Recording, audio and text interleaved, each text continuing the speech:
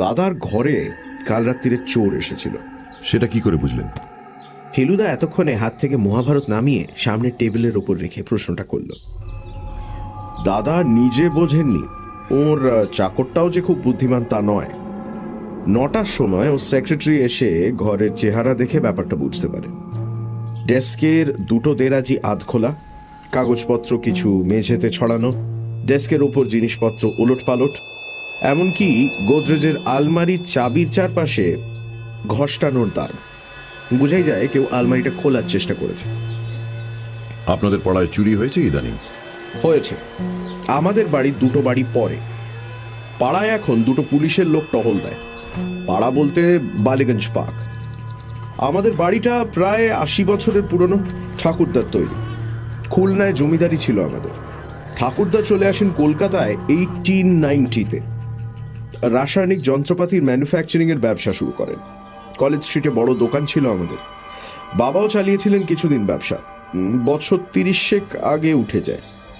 আপনার বাড়িতে এখন লোক কজন? আগের তুলনায় অনেক কম। বাবা মা দুজনেই মারা গেছেন। আমার স্ত্রীও 75-এ। আমার 2টি মেয়ের বিয়ে হয়ে গেছে। বড় ছেলে জার্মানিতে। এখন মেম্বার বলতে আমি, দাদা আর আমার ছোট ছেলে। 2টি চাকর আর একটা রান্নার লোক আছে। আমরা দোতলায় থাকি। একতলাটা দুভাগ করে ভাড়া দিয়েছি। কারা থাকে সেখানে? সামনের ফ্ল্যাটে থাকেন মিস্টার দস্তুর, ইলেকট্রিক্যাল গুডসের ব্যবসা। পিছনে থাকেন মিস্টার সুখওয়ানি, অ্যান্টিকের দোকান আছে লিন্সে স্ট্রিটে। এদের ঘরে চোর ঢোকেনি? শুনে তো বেশ অবস্থাপন্ন বলে মনে হয়। পয়সা তো আছেই। ফ্ল্যাটগুলোর ভাড়া 2500 করে। সুখওয়ানির ঘরে দামি জিনিস আছে বলেও দরজা বন্ধ করে শোয়। দস্তুর বলে বন্ধ করে ওর সাফোকেশন হয়। চোর আপনার দাদার ঘরে ঢুকেছিল কি নিতে অনুমান করতে পারেন? দেখুন, দাদার অসমাপ্ত গবেষণার কাগজপত্র দাদার আলমারিতেই থাকে, আর সেগুলো যে অত্যন্ত মূল্যবান তাতে কোনো সন্দেহ নেই। অবশ্যই সাধারণ চোর আর তার মূল্য কি বুঝবে। আমার ধারণা চোর টাকা নিতেই ঢুকেছিল। অন্ধ লোকের ঘরে চুরির একটা সুবিধে আছে সেটা তো বুঝতেই পারে। বুঝেছি, বলল ফেলুদা। অন্ধ মানে বোধহয় ব্যাংক অ্যাকাউন্ট নেই, কারণ চেক সই করা তো। ঠিক বলেছেন। বই বাবদ দাদা যা টাকা পান সব আমার নামে আসে, আমার অ্যাকাউন্টে জমা পড়ে। তারপর আমি চেক কেটে টাকা তুলে দাদাকে দিয়ে দিই। সেই ব্যাংকের টাকা সব ওই গোদরেজের আলমারিতেই থাকে। আমার আন্দাজ 1030 টাকা ওই আলমারিতে রয়েছে। চাবি কোথায় থাকে? যতদূর জানি দাদার বালিশের নিচে। বুঝতেই পারছেন, দাদা অন্ধ বলেই দুশ্চিন্তা। রাত্রিরে দরজা খুলে শোন। চৌকাঠের বাইরে শোয়ে চাকর কৌমুদি, যাতে মাঝরাত্রিরে প্রয়োজনে ডাক দিলে আসতে পারে। ধরুন যদি তেমন বেপরোয়া চোর হয় আর চাকরের ঘুম না ভাঙে, তাহলে তো দাদার আত্মরক্ষার কোনো উপায় থাকে না। অথচ পুলিশে উনি খবর দেবেন না। বলে ওরা কেবল জানে জেরা করতে, কাজের বেলায় ডুডু, সব বেটা ঘুষখোর ইত্যাদি ইত্যাদি। তাই আপনার কথা বলতে উনি রাজি হলেন। আপনি যদি একবারটি আমাদের বাড়িতে আসেন, তাহলে অন্তত প্রিভেনশনের ব্যাপারে কি করা যায় সেটা একটু ভেবে দেখতে পারেন। এমনকি বাইরের চোর না ভেতরের চোর সেটাও একবার। ভেতরের চোর? আমি আর ফেলুদা দুজনেই উৎকর্ণ, মানে কান খাড়া। ভদ্রলোক চুরুটে ছাই অ্যাশট্রেতে ফেলে গলাটা যতটা পারা যায় খাদে নামিয়ে এনে বললেন, দেখুন মশাই, আমি স্পষ্ট বক্তা। আপনার কাছে যখন এসেছি তখন জানি ঢেকে ঢুকে কথা বললে আপনার কোনো সুবিধা হবে না। প্রথমত, আমাদের 2জন ভাড়াটের একটিকেও আমার খুব পছন্দ না। সুখওয়ানি এসেছে বছর 3 হলো। আমি নিজে জানি না, কিন্তু যারা পুরনো আর্টের জিনিস টিনিস কেনে তেমন লোকের কাছে শুনেছি সুখওয়ানি লোকটা সিধে নয়। পুলিশের নজর আছে ওর উপর। আর অন্য ভাড়াটে? দস্তুর এসেছে মাস 4 হলো। ও ঘরটায় আমার বড় ছেলে থাকতো। সে পার্মানেন্টলি দেশের বাইরে, ডুসেলডর্ফে একটা ইঞ্জিনিয়ারিং ফার্মে চাকরি করে। জার্মান মেয়ে বিয়ে করেছে। দস্তুর লোকটা সম্বন্ধে বদনাম শুনিনি, তবে সে এত অতিরিক্ত রকম চাপা যে সেটাই সন্দেহের কারণ হয়ে দাঁড়ায়। আর ভদ্রলোক থামলেন। তারপর বাকি কথাটা বললেন মুখ নামিয়ে, দৃষ্টি ছাইদানিটার দিকে রেখে। শঙ্কর, আমার ছোট ছেলে, একেবারে সংস্কারের বাইরে চলে গেছে। ভদ্রলোক আবার চুপ। ফেলুদা বলল, কত বড় ছেলে? 23 বছর বয়স, গত মাসে জন্মতিথি গেল। যদিও তার মুখ দেখিনি সেদিন। কি করে? নেশা, জুয়া, ছিনতাই, গুন্ডাগিরি কোনোটাই বাদ নেই। পুলিশের খপ্পরে পড়েছে 3 বার। আমাকেই গিয়ে ছাড়িয়ে আনতে হয়েছে। আমাদের পরিবারের একটা খ্যাতি আছে, সেটা তো বুঝতেই পারছেন। তাই নাম করলে এখনো কিছুটা ফল পাওয়া যায়, কিন্তু সে নাম আর কতদিন টিকবে জানি না। চোর যেদিন আসে সেদিনও বাড়িতে ছিল? রাত্রিরে খেতে এসেছিল, সেটাও রোজ আসে না। তারপর আর দেখিনি। ঠিক হলো আজই বিকেলে আমরা একবার যাব বালিগঞ্জ পার্কে। কেসটাকে এখনো ঠিক কেস বলা যায় না, কিন্তু আমি জানি বিস্ফোরণে অন্ধ হয়ে যাওয়া বৈজ্ঞানিকের ব্যাপারটা ফেলুদার মন টেনেছে। তার মাথায় নিশ্চয়ই ঘুরছে ধৃতরাষ্ট্র। খবরের কাগজের কাটিংয়ের 22 নম্বর খাতা থেকে মিশিগান বিশ্ববিদ্যালয়ের ল্যাবরেটরিতে বিস্ফোরণে উদীয়মান বাঙালি জীবরাসায়নিক নিহার রঞ্জন দত্তর চোখ নষ্ট হয়ে যাওয়ার খবরটা খুঁজে বার করে দিতে সিধু জ্যাঠার লাগলো 3.5 মিনিট। তার মধ্যে অবশ্যই 2 মিনিট গেল ফেলুদা একদিন ডুব মেরে থাকার জন্য তাকে ধমকানিতে। সিধু জ্যাঠা আমাদের সত্যি জ্যাঠা না হলেও আত্মীয়র বাড়া। কোনো অতীতের ঘটনার বিষয়ে জানতে হলে ফেলুদা ন্যাশনাল লাইব্রেরিতে না গিয়ে সিধু জ্যাঠার কাছে যায়। তাতে কাজ হয় অনেক বেশি তাড়াতাড়ি আর অনেক বেশি ফুর্তিতে। ফেলুদা প্রসঙ্গটা তুলতেই সিধু জ্যাঠা ভুরু কুঁচকে বললেন, নিহার দত্ত যে ভাইরাস নিয়ে রিসার্চ করছিল, এক্সপ্লোশনে চোখ হারায়। বাপরে বাপ, কি স্মৃতিশক্তি! বাবা বলেন শ্রুতিধর, ফেলুদা বলে ফটোগ্রাফিক মেমরি। একবার কোনো ইন্টারেস্টিং খবর পড়লে বা শুনলে তৎক্ষণাৎ মগজে চিরকালের মতো ছাপা হয়ে যায়। কিন্তু সে তো একা ছিল না। এই খবরটা নতুন। একা ছিল না মানে? ফেলুদা প্রশ্ন করল। তার মানে যদ্দূর মনে পড়ছে, সিধু জ্যাঠা ইতিমধ্যে তার বুক শেলফের সামনে গিয়ে খবরের কাটিংয়ের খাতা টেনে বার করেছেন। এই গবেষণায় তার একজন পার্টনার ছিল। এই যে 22 নম্বর খাতার একটা পাতা খুলে সিধু জ্যাঠা খবরটা পড়লেন। 1962 খবর। তাতে জানা গেল যে নিহার দত্তর গবেষণার ব্যাপারে তার সঙ্গে কাজ করেছিলেন আরেকটি বাঙালি বায়োকেমিস্ট, নাম সুপ্রকাশ চৌধুরী। অ্যাক্সিডেন্টে চৌধুরীর কোনো ক্ষতি হয়নি, কারণ সে ছিল ঘরের অন্যদিকে। এই চৌধুরীর জন্যই নাকি নিহার দত্ত নিশ্চিত মৃত্যুর হাত থেকে রেহাই পেয়েছিলেন, কারণ আগুন নেভানো ও তৎক্ষণাৎ নিহার দত্তকে হাসপাতালে পাঠানোর ব্যবস্থাটা চৌধুরী করেন। এই চৌধুরী এখন? তা জানি না, বললেন সিধু জ্যাঠা। সে খবর আমার কাছে পাবে না। এদের জীবনে উল্লেখযোগ্য কিছু ঘটলে সেটা যদি খবরের কাগজে স্থান পায় তবেই সেটা আমার নজরে আসে। আমি যেচে কারুর খবর নিই না। কি দরকার? আমার খবর কজন নেয় যে ওদের খবর আমি নেব? তবে এটা ঠিক যে এই চৌধুরী যদি বিজ্ঞানের জগতে সাড়া জাগানো কিছু একটা করত, তাহলে সে খবর আমি নিশ্চয়ই পেতাম। 7-1 বালিগঞ্জ পার্কের বাড়িতে যে বয়সের ছাপ পড়েছে সেটা আর বলে দিতে হয় না। এটাও ঠিক যে বাড়ির মালিকের যদি সে ছাপ ঢাকবার ক্ষমতা থাকতো তাহলে ঢাকা পড়তো নিশ্চয়ই। তার মানে বোঝা যাচ্ছে যে দত্ত পরিবারের অবস্থা এখন খুব একটা ভালো নয়। বাগানটা বোধহয় বাড়ির পিছন দিকে। সামনে একটা গোল ঘাসের চাকতির উপর একটা অকেজো ফোয়ারা। সেই গোলের দুপাশ দিয়ে নুড়ি বিছানো রাস্তা চলে গেছে গাড়ি বারান্দার দিকে। গেটের গায়ে শ্বেতপাথরের ফলকে গোলকধাম দেখে ফেলুদা কৌতূহল প্রকাশ করাতে সুবীরবাবু বললেন যে ওর ঠাকুরদার নাম ছিল গোলক বিহারী দত্ত। বাড়িটা তিনিই তৈরি করেছিলেন। গোলকধাম যে এককালে দারুণ বাড়ি ছিল সেটা এখনো দেখলে বোঝা যায়। গাড়ি বারান্দা থেকে 3 ধাপ সিঁড়ি উঠে শ্বেতপাথরের বাঁধানো ল্যান্ডিংয়ের বাঁ দিক দিয়ে শ্বেতপাথরের সিঁড়ি দোতলায় উঠে গেছে। সামনে একটা দরজা দিয়ে ভেতরে করিডোর দেখা যাচ্ছে। তার ডান দিকে নাকি পরপর 2টো ফ্ল্যাট। বাঁ দিকে একটা প্রকাণ্ড হলঘর, যেটা দত্তরা ভাড়া দেননি। এই ঘরে নাকি এককালে অনেক খানা পিনা গান বাজনা হয়েছে। হলঘরের ঠিক ওপরেই হলো দোতলার বৈঠকখানা। আমরা সেখানেই গিয়ে বসলাম। মাথার ওপর কাপড়ে মোড়া চিরকালের মতো অকেজো ঝাড়লণ্ঠন। তার যে কত ডালপালা তার ঠিক নেই। একদিকে দেয়ালে গিল্ট করা ফ্রেমে বিশাল আয়না। সুবীরবাবু বললেন সেটা বেলজিয়াম থেকে আনানো। মেঝেতে পুরু গালিচার এখানে ওখানে খুবলে গিয়ে দাবার ছকের মতো সাদা কালো শ্বেতপাথরের মেঝেটা বেরিয়ে পড়েছে। সুবীরবাবু সুইচ টিপে একটা স্ট্যান্ডার্ড ল্যাম্প জ্বালিয়ে দিতে ঘরের অন্ধকার খানিকটা দূর হলো।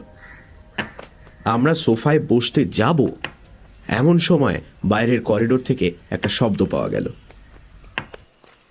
লাঠি আর চটি মেশানো শব্দ। শব্দটা চৌকাঠের বাইরে এসে মুহূর্তের জন্য থামল, আর তারপরেই লাঠির মালিকের প্রবেশ। সেই সঙ্গে আমরা তিনজনেই দণ্ডায়মান।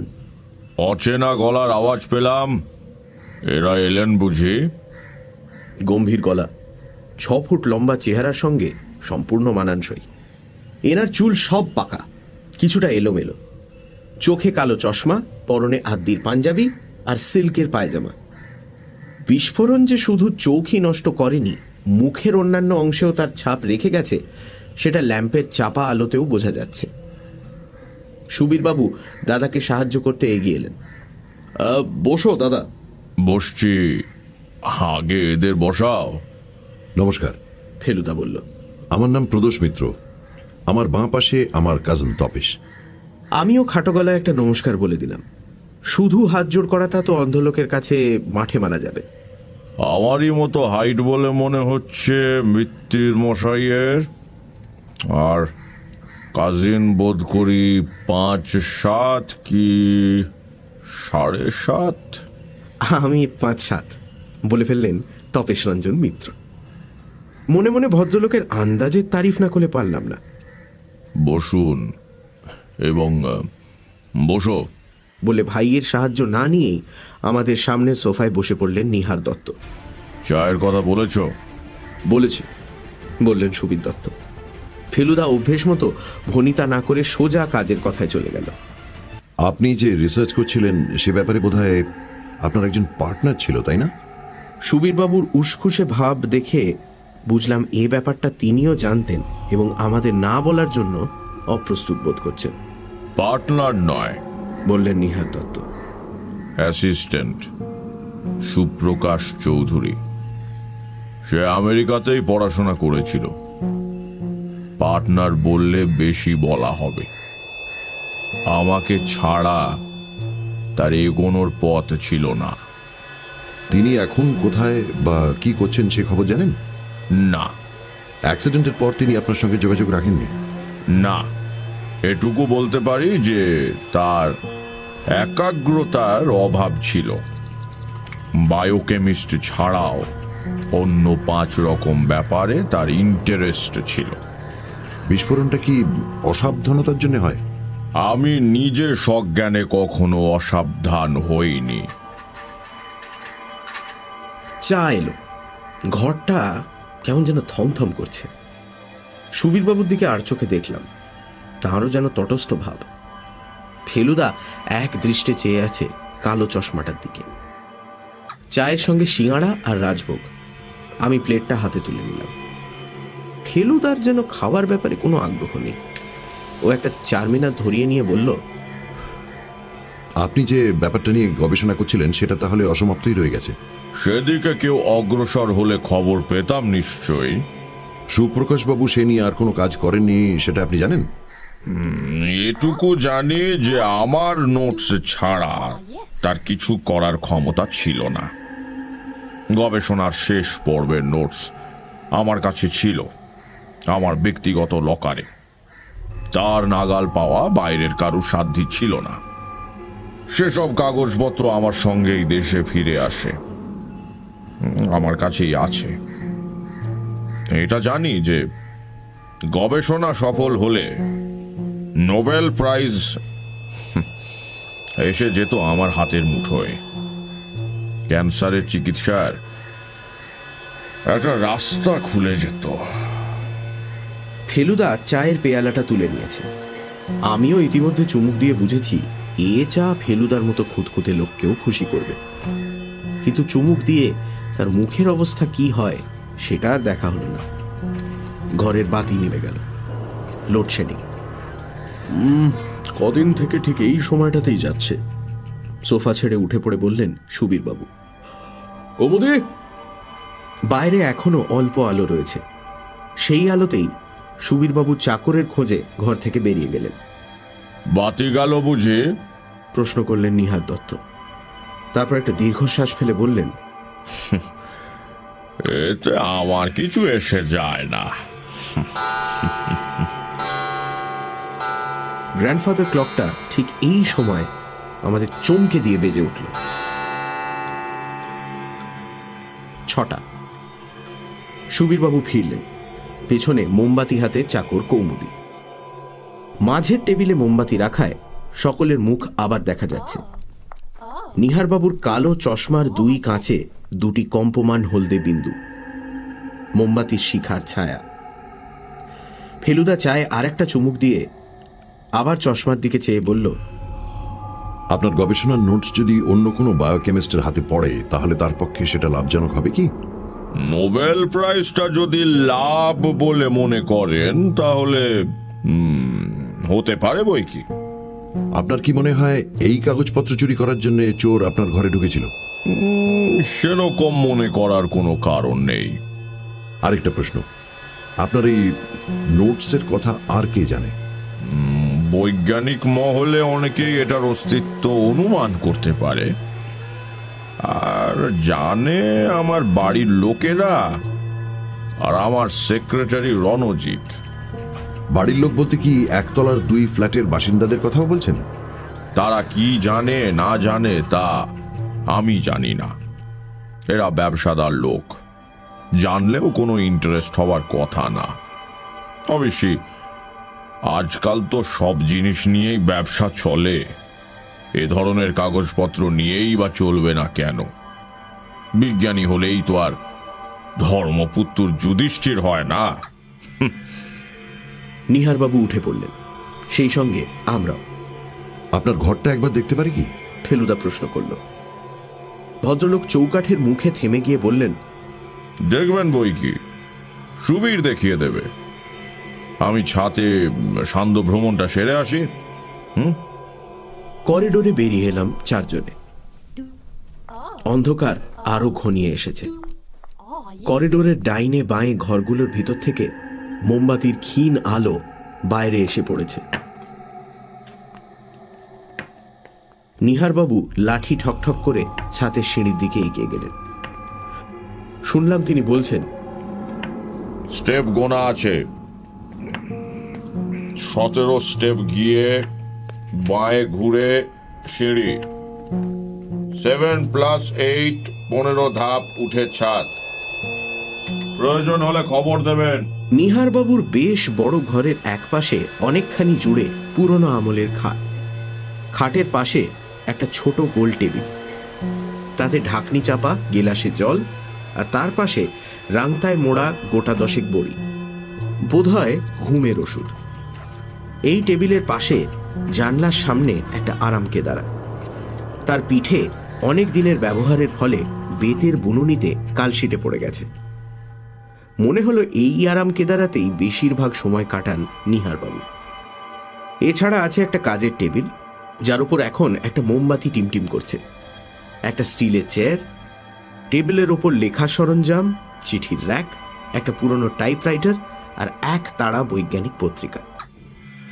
এই টেবিলের পাশেই দরজার ঠিক বাঁয়ে রয়েছে গোদরেজের আলমারিটা। ঘরে ঢুকেই একবার চারিদিকে চোখ বুলিয়ে নিয়ে ফেলুদা তার মিনি টর্চ দিয়ে আলমারির চাবির গর্তটা ভালো করে দেখে বলল, খোলার চেষ্টার অভাব হয়নি, গর্তের চারপাশে দাগ। তারপর এগিয়ে গিয়ে বেডসাইড টেবিল থেকে বড়ির পাতাটা তুলে নিয়ে বলল, সোনেরিল। বুঝেছিলাম নিহারবাবু বেশ কড়া ওষুধ খান, না হলে ঘুম ভেঙে যাওয়ার কথা। তারপর চৌকাঠের বাইরে দাঁড়ানো চাকর কৌমুদির দিকে ফিরে বলল, তোমার ঘুম ভাঙলো না? তুমি কিরকম পাহারা দাও বাবুকে? কৌমুদির মাথা হেঁট হয়ে গেল। সুবীরবাবু বললেন, ও বেজায় ঘুম কাতুরে, এমনিতেই 3 বার না ডাকলে ওঠে না। বাইরে থেকে পায়ের আওয়াজ পেয়েছিলাম আগেই। এবার একটি বছর 30-এর ভদ্রলোক ঘরে এসে ঢুকলেন। রোগা, চোখে চশমা, চুল কোঁকড়া। সুবীরবাবু আলাপ করিয়ে দিতে বুঝলাম ইনি নিহারবাবুর সেক্রেটারি, নাম রণজিৎ বন্দ্যোপাধ্যায়। কে জিতল? ফেলুদার অপ্রত্যাশিত প্রশ্ন করা হয়েছে সেক্রেটারি মশাইকে। রণজিৎবাবুর ফ্যালফ্যালে ভাব দেখে ফেলুদা হেসে বলল, আপনার পাতলা টেরিলিনের শার্টের পকেটে স্পষ্ট দেখতে পাচ্ছি খেলার টিকিটের কাউন্টার ফয়েল। তার উপর রোদে মুখ ঝলসানো, লিগের বড় খেলা দেখে এলেন, সেটা অনুমান করাটা কি খুব কঠিন? ইস্ট বেঙ্গল, হেসে বললেন রণজিৎবাবু। সুবীরবাবুর মুখেও তারিফ আর বিস্ময় মেশানো হাসি। আপনি এখানে কতদিন কাজ করছেন? 4 বছর। নিহারবাবু তার বিস্ফোরণের ঘটনার বিষয়ে কখনো কিছু বলেছেন? আমি জিজ্ঞেস করেছিলাম, বললেন রণজিৎবাবু। কিন্তু উনি খুলে কিছু বলতে চাননি। তবে চোখ গিয়ে যে সাংঘাতিক ক্ষতি হয়েছে সেটা উনি মাঝে মাঝে নিজের অজান্তেই বলে ফেলেন। আর কিছু বলেন? রণজিৎবাবু একটু ভেবে বললেন, একটা কথা বলতে শুনেছি, উনি যে এখনো বেঁচে আছেন তার কারণ হলো ওর একটা কাজ এখনো অসমাপ্ত রয়ে গেছে। সেটা কি কাজ আমি জিজ্ঞেস করতে সাহস পাইনি। মনে হয় উনি এখনো আশা রাখেন যে ওর গবেষণাটা উনি শেষ করবেন। নিজে তো আর পারবেন না, অন্য কাউকে দিয়ে করাবেন, এটাই হয়তো ভেবেছেন, তাই নয় কি? তাই বোধ হয়। আপনার এখানে ডিউটি কতক্ষণ? এই 9টায় আসি, 6টায় যাই। আজ খেলা দেখার জন্য তাড়াতাড়ি ছুটি চেয়ে নিয়েছিলাম, উনি আপত্তি করেননি। তবে বাইরে গেলেও সন্ধেবেলা আমি একবার এখানে হয়ে যাই, যদি ওর কোনো। গোদরেজের চাবি কোথায় থাকে? ফেলুদা হঠাৎ প্রশ্ন করল। টাকা আর গবেষণার নোটস কি অবস্থায় থাকে সেটা একবার দেখে নিতে চাই। ওই বালিশের নিচে। ফেলুদা এগিয়ে গিয়ে বালিশের তলায় হাত ঢুকিয়ে 5টা চাবি সমেত একটা রিং বার করল। তারপর তা থেকে প্রয়োজনীয় চাবিটা বেছে নিয়ে আলমারি খুলল। টাকা কোথায় থাকে? ওই দেরাজে। রণজিৎবাবু আঙুল দেখালেন। ফেলুদা দেরাজটা টেনে খুলল। সে কি? রণজিৎবাবুর চোখ কপালে। মোমবাতির আলোতেই বুঝলাম তার মুখ ফ্যাকাশে হয়ে গেছে। দেরাজের মধ্যে একটা পাকানো কাগজ। খুলে দেখা গেল সেটা কুষ্ঠি, আর একটা কাশ্মীরি কাঠের বাক্সে কিছু পুরনো চিঠিপত্র। আর কিচ্ছু নেই। এ কি করে হয়? রণজিৎবাবুর গলা দিয়ে যেন আওয়াজ বেরোতে চাইছে না। 3টে বান্ডিল করা 100 টাকার নোট, সব মিলিয়ে প্রায় 33,000। গবেষণার কাগজপত্র কি এই অন্য দেরাজটায়? রণজিৎবাবু মাথা নাড়লেন। ফেলুদা দ্বিতীয় দেরাজটা খুলল। এটা একেবারেই খালি। বাইরে পায়ের শব্দ। নিহারবাবু ছাদ থেকে নামছেন। মিশিগান ইউনিভার্সিটির একটা লম্বা শিলমোহর লাগানো খামে ছিল গবেষণার নোটস। রণজিৎবাবুর গলা খটখটে শুকনো। আজ সকালে ছিল টাকা আর কাগজপত্র? আমি নিজে দেখেছি, বললেন সুবীরবাবু। 100 টাকার নোটের নম্বরগুলো সব নোট করা আছে। দাদাই এ ব্যাপারে ইনসিস্ট করতেন। ফেলুদা থমথমে ভাব করে বলল, তার মানে গত মিনিট 15-র মধ্যে, অর্থাৎ লোডশেডিং হবার পরেই ব্যাপারটা ঘটেছে। আমরা যখন বৈঠকখানায় ছিলাম তখন। নিহারবাবু ঢুকলেন ঘরে। তার মুখ দেখে বুঝলাম তিনি বাইরে থেকে সব শুনেছেন। আমরা পথ করে দিতে ভদ্রলোক এগিয়ে গিয়ে তার আরাম কেদারায় বসলেন। তারপর দীর্ঘশ্বাস ফেলে বললেন, বোঝো, গোয়েন্দা নাকের সামনে দিয়ে নিয়ে গেল। সামনে সিঁড়ি ছাড়া দোতলায় ওঠার অন্য কোনো সিঁড়ি আছে? নিহারবাবুর ঘর থেকে করিডোরে বেরিয়ে এসে সুবীরবাবুকে জিজ্ঞেস করলো ফেলুদা। সুবীরবাবু বললেন, জমাদারের সিঁড়ি আছে পেছন দিকে। লোডশেডিং কি রোজই এই সময় হয়? তা দিন 10 হলো হচ্ছে। অনেকে তো ঘড়ি মেলাতে শুরু করেছে। 6টায় যায়, আসে 10টায়। ভাবতে চেষ্টা করলাম ফেলুদার গোয়েন্দা জীবনে এরকম অদ্ভুত ঘটনা আর ঘটেছে কিনা। একটাও মনে পড়ল না। নিচের বাসিন্দারা কেউ ফিরেছেন কি? সিঁড়ির মুখটায় এসে ফেলুদা প্রশ্ন করল। সেটা একবার খোঁজ করা যেতে পারে, বললেন সুবীরবাবু। মোটামুটি এই সময়টাতেই আসে। নিচের ল্যান্ডিংয়ে সিঁড়ির উল্টো দিকে মিস্টার দস্তুরের ঘরের দরজা। সেটা এখন বন্ধ, আর ঘর যে অন্ধকার সেটা বাইরে থেকেই বোঝা যাচ্ছে। সুখওয়ানির ঘরে যেতে হলে পিছন দিক দিয়ে যেতে হবে। বললেন সুবীরবাবু। বাড়ির পূব দিক দিয়ে গিয়ে বাগানের পাশের পথ দিয়ে সুকমানির ঘরের দিকে এগোলাম আমরা। ঘরে ফ্লোরেসেন্ট আলো জ্বলছে, ব্যাটারি লাইট, যেমন আজকাল চালু হয়েছে। পায়ের আওয়াজ শুনে ভদ্রলোক বারান্দায় বেরিয়ে এলেন।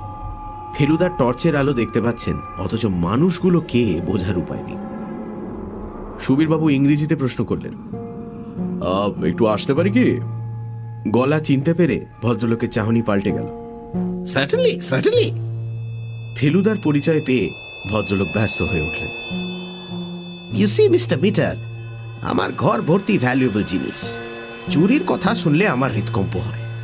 আজ সকালে যখন শুনলাম যে রাত্রে চোর এসেছিল, বুঝতেই পারছেন তখন আমার কি মনের অবস্থা। সত্যি এত দামি জিনিস যে একটা ঘরে থাকতে পারে সে আমার ধারণাই ছিল না। তাণ্ডব মূর্তি, ভৈরব মূর্তি, বুদ্ধ মূর্তি ইত্যাদি পাথর, পেতল আর ব্রঞ্জের স্ট্যাচুয়েটের সংখ্যাই অন্তত গোটা 30। তাছাড়া ছবি, বই, পুরনো ম্যাপ, নানান রকম পাত্র, ঢাল তলোয়ার, পিগদান, গড়গড়া, আতরদান, এসব তো আছেই। ফেলুদা পরে বলেছিল, টাকা থাকলে অন্তত বই আর প্রিন্টগুলো সব কিনে ফেলতাম রে তোপসে। ভদ্রলোককে জিজ্ঞেস করাতে তিনি বললেন তিনি নাকি লোডশেডিং এর ঠিক 10 মিনিট আগে ফিরেছেন। এই 10 মিনিটের মধ্যে কেউ এদিকটা এসেছিল কি? দোতলায় যাবার একটা সিঁড়ি রয়েছে আপনার ঘরের পেছনে, ওদিক দিয়ে কোনো আওয়াজ পেয়েছিলেন? ভদ্রলোক বললেন উনি এসেই স্নানের ঘরে ঢুকেছিলেন। আর তাছাড়া এই অন্ধকারে দেখার প্রশ্ন উঠছে কি করে? ইয়ে ভালো কথা, আপনারা কি বাইরের লোককে সন্দেহ করছেন? কেন বলুন তো?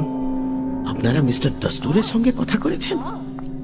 ভাবটা যেন আমরা দস্তুরের সঙ্গে কথা বললেই বুঝে যাব যে তাকে ছাড়া আর কাউকে সন্দেহ করা চলতে পারে না।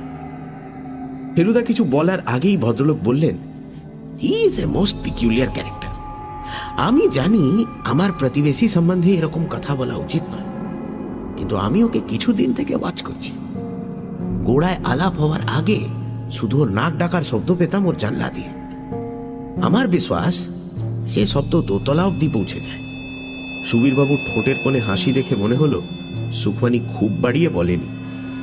তারপর আলাপ হয় যখন একদিন সকালে ও আমার টাইপরাইটার ধার নিতে আসে। আমার ঘরের জিনিসপত্র দেখে যেরকম লোলুপ দৃষ্টি দিচ্ছিল সেটা আমার মোটেই ভালো লাগেনি। সাধারণ কৌতূহল বসে জিজ্ঞেস করলাম ও কি করে। বলল ইলেকট্রিক্যাল গুডসের ব্যবসা। আরে বাবা, তাই যদি হয় তাহলে এই লোডশেডিং এর বাজারে ঘরে একটা ব্যাটারি লাইট আর পাখার ব্যবস্থা করেনি কেন? সমস্ত ব্যাপারটাই সন্দেহজনক। ভদ্রলোক থামলেন আর আমরা সেই ফাঁকে উঠে পড়লাম। ফেলুদা বেরোবার আগে বলল, অস্বাভাবিক কিছু দেখলে মিস্টার দত্তকে জানালে আমাদের কাজের খুব সুবিধে হবে। পূবের গলিটা দিয়ে বাড়ির সামনের দিকে এগোনোর সময় একটা ট্যাক্সির হর্ন পেয়েছিলাম। এবার দেখলাম একজন ভদ্রলোক নুড়ি ফেলা পথের উপর দিয়ে গাড়ি বারান্দার দিকে এগিয়ে আসছেন। আবছা আলোতেও দেখতে পাচ্ছি ভদ্রলোক মাঝারি হাইটের এবং মোটা, পরনে খয়েরি টেরিলিনের স্যুট, পরিচ্ছন্ন করে ছাটা, কাঁচা পাকা মেশানো ফ্রেঞ্চ কাট দাড়ি, রংটা বোধহয় বেশ ফর্সাই। হাতে ব্রিফকেসটা দেখে নতুন বলে মনে হয়। ভদ্রলোক আমাদের দিকে ফিরতেই সুবীরবাবু তাকে গুড ইভিনিং জানালেন। তাতে উনি কেমন যেন থতমত খেয়ে গেলেন। বুঝলাম এ বাড়িতে কারুর মুখ থেকে গুড মর্নিং গুড ইভিনিং শুনতে অভ্যস্ত নন। Good evening mister Dutt. অদ্ভুত খ্যানখ্যানে গলার স্বর। কথাটা বলেই চলে যাচ্ছিলেন ভদ্রলোক। ফেলুদা চাপা ফিসফিসে গলায় সুবীরবাবুকে বললেন, ওকে থামান। সুবীরবাবু তৎক্ষণাৎ আদেশ পালন করলেন, ইয়ে মিস্টার দস্তুর। দস্তুর থামলেন। সুবীরবাবুর সঙ্গে সঙ্গে আমরাও এগিয়ে গেলাম। সুবীরবাবু সংক্ষেপে আজকের ঘটনাটা বলতে ভদ্রলোকের চোখ ছানা বড়া হয়ে গেল। এইমাত্র কয়েক মিনিটের মধ্যে এত ঘটনা ঘটে গেল। Your brother must be terribly upset. Feluda বলেছিল যে অস্বাভাবিক মানসিক অবস্থায় মানুষের গলার স্বর এত বদলে যেতে পারে যে অনেক সময় চেনাই যায় না। মিস্টার দস্তুর ইংরেজিতে আতঙ্ক ও বিস্ময় মেশানো স্বরে এই কথাগুলো বলার সময় লক্ষ্য করলাম যে খ্যানখ্যানে ভাবটা একেবারেই নেই। প্রায় মনে হয় যেন আরেকজন মানুষ কথাটা বলল। আপনি যখন এলেন তখন কাউকে বেরোতে দেখলেন এই বাড়ি থেকে? কই না তো। অবশ্যই এমনও হতে পারে যে অন্ধকারে দেখতে পাইনি। থ্যাংক গড যে আমার ঘরে কোনো মূল্যবান জিনিস নেই। কে? প্রশ্নটা এলো দোতলার ল্যান্ডিং থেকে। নিহার বাবুর গলা। আমরা সবাই গাড়ি বারান্দার সিঁড়ির কাছটায় দাঁড়িয়ে কথা বলছিলাম। এবার ভেতরে ঢুকে উপরে চেয়ে দেখলাম অন্ধকারেও নিহার বাবুর কালো চশমাটা চকচক করছে। It's me mister Dutt. দৃষ্টি ওপরে করে বললেন দস্তুর। আপনার ভাই এইমাত্র আপনার লসের কথাটা বলল। আমি আপনাকে আমার সহানুভূতি জানাচ্ছি। চশমাটা সরে গেল, আর তারপরেই মিলিয়ে এলো চটি আর লাঠির শব্দ। আপনারা একটু বসে যাবেন না আমার ঘরে? সারাদিন কাজের পর একটু সঙ্গ পেলে ভালোই লাগে। ফেলুদা আপত্তি করল না। তার কারণ অবশ্যই আমি জানি। যে বাড়িতে ক্রাইম ঘটেছে সে বাড়ির লোকেদের চিনে রাখা গোয়েন্দার গোড়ার কাজ। সুখওয়ানির ঘরের পর মিস্টার দস্তুরের বৈঠকখানার ন্যাড়া ভাবটা সত্যিই দেখবার মতো। আসবাব বলতে একটা সোফা, দুটো কাউচ, একটা রাইটিং ডেস্ক আর একটা বুকশেলফ। সোফার সামনে একটা নিচু টেবিল আছে বটে, তবে সেটা নেহাতি ছোট। তারই ওপর একটা মোমবাতি রাখা ছিল। ফেলুদা সেটা ও লাইটার দিয়ে জ্বালিয়ে দিল। এখন দেখলাম দেয়ালে একটি মাত্র ক্যালেন্ডার ছাড়া আর কিছুই নেই। ভদ্রলোক ভিতর দিকে গিয়েছিলেন বোধহয় চাকরকে ডাকতে। ফিরে আসতে ফেলুদা তাকে একটা সিগারেট অফার করল। নো থ্যাঙ্কস, ক্যান্সারের ভয়ে ধূমপানটা বছর 3 হলো ছেড়ে দিয়েছি। অন্যের ধূমপানে আশা করি আপত্তি নেই। আপনার অ্যাস্ট্রেতে অলরেডি একটা আধ খাওয়া সিগারেট পড়ে আছে। ফেলুদা টুকরোটা তুলে নিয়ে বলল, আমারই ব্র্যান্ড। চারমিনানের টুকরো আমিও দূর থেকেই চিনতে পারি। দস্তুর বলল, অনেকবার ভেবেছি সুখওয়ানির মতো আমিও আলো পাখার একটা ব্যবস্থা করে নিই। তারপর যখন মনে হয়েছে যে কলকাতায় 90% লোককে গরম আর অন্ধকার ভোগ করতে হচ্ছে, তখন মনটা খারাপ হয়ে যায়। সেই কারণে আমিও। আপনার তো ইলেকট্রিক্যাল গুডসের ব্যবসা। ইলেকট্রিক্যাল? সুখওয়ানি যে বলছিলেন। সুখওয়ানি ওই রকম। ইলেকট্রিক্যাল না, ইলেকট্রনিক্স। বছর খানেক হলো শুরু করেছি। আপনি নিজেই? না, আমার এক বন্ধুর সঙ্গে পার্টনারশিপ। আমি বম্বের লোক, তবে অনেক দিন দেশের বাইরে। জার্মানিতে একটা কম্পিউটার ম্যানুফ্যাকচারিং ফার্মে কাজ করতাম। বন্ধু কলকাতা থেকে লিখলো এখানে চলে আসতে। পয়সা ওর, আর আমি জোগাচ্ছি অভিজ্ঞতা। কবে এলেন কলকাতায়? গত নভেম্বরে। বন্ধুর বাড়িতে ছিলাম মাস 3।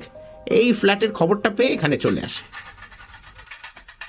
চাকর কোল্ড ড্রিঙ্কস নিয়ে এলো, থামস আপ। মিস্টার দস্তুর ফেলুদার পরিচয় আগেই পেয়েছেন।